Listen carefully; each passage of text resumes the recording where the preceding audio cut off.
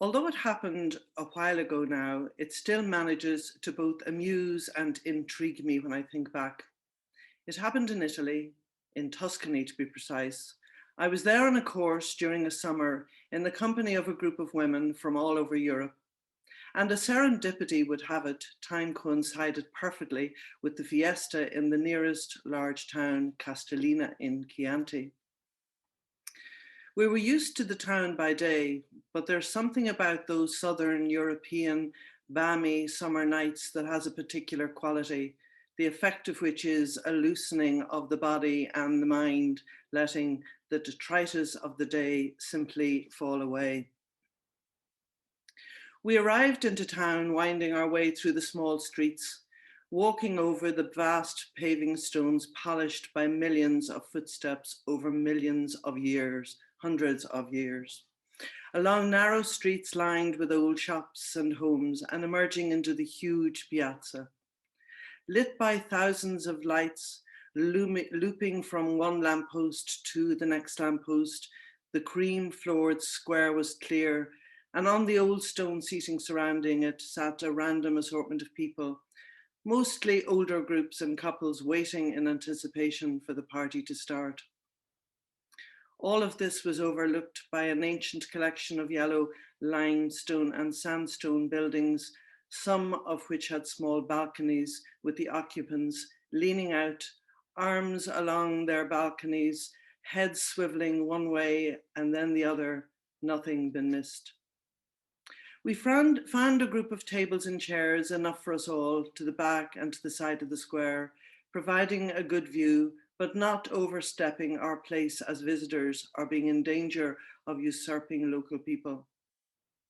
Wine by the carafe was procured, and there we sat, along with a handful of locals, waiting. Deliberately, we had come an hour later than the advertised start time, still way too early. But what's not to like about passing time on a warm summer evening in Tuscany with fun in the air?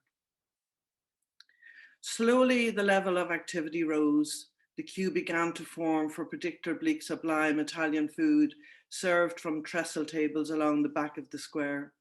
We got our food ticket, queued, and by the time we sat down, food in hand, the tempo had risen. Sound levels were being checked, the green light given, and a band at the far end of the square began playing with brass instruments being dominant and the volume set high.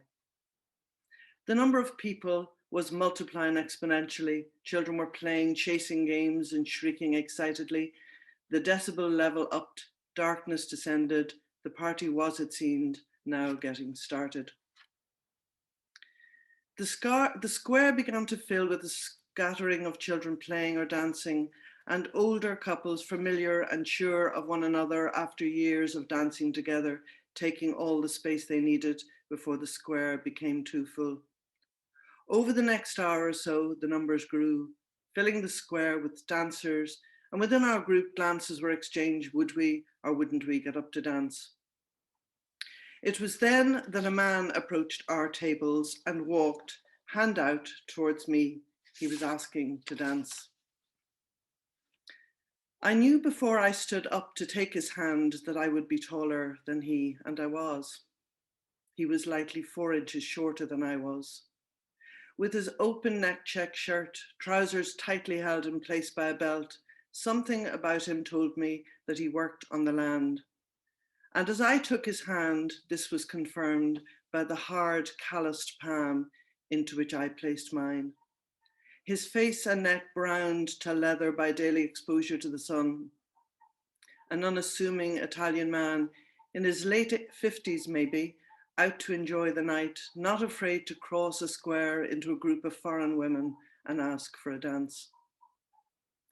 He led me out onto the floor of the piazza, and as he looked towards the band, not at me, and waited for the music, he placed his right hand squarely and firmly in the small of my back, his fingers spread and pressured against me. He took my right hand, raising and extending our joined arms, and instinctively I placed my hand on his shoulder. We waited, poised, and then in response to the music, we started moving. Utter dismay was my first response, and then a speedy recalibration as I thought through any previous experience of being danced with, and then sheer delight took over. This was utterly new. His hand firmly in the small of my back, almost lifting me, his other hand leading. All I had to do was to surrender. Nothing else was required of me as we glided up and down the square, then crossing and recrossing diagonally, floating it seems around this Tuscan piazza, fizzing with people. There was no conversation. If I recall it correctly, there was minimum eye contact. None was required. All that was required was in unison to move, to drift around the square on this balmy night amid the noise and the clamour following the music. I was mesmerized and I was amazed, not just by this improbable encounter, not just by feeling that reality had been suspended, but by this new discovery. I could dance. I mean, I could really dance with the right partner. This was my Fred, and I was his Ginger for one dance only, and what a dance in such a truly amazing and glorious place. And then, as had to happen, the music stopped. We stood still for a moment, as if to allow reality to creep in.